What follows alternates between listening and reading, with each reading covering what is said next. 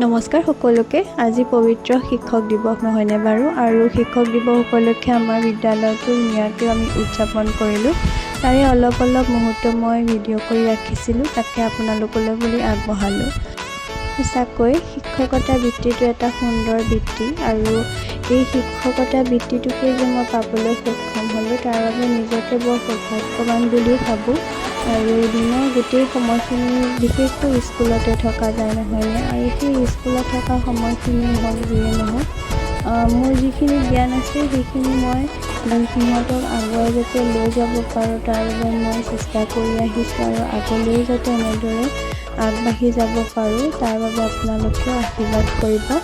আৰু ইমানেই আছিলে মোৰ ভিডিঅ'টো। যদিহে মোৰ ভিডিঅ'বোৰ চাই ভাল লাগে তেতিয়াহ'লে মোৰ পেজটো ফ'ল' কৰি দিব, আৰু কোনোবা যদি নতুনকৈ আহিছে তেতিয়াহ'লে মোৰ পেজটো ফ'ল' কৰি দিব। ধন্যবাদ।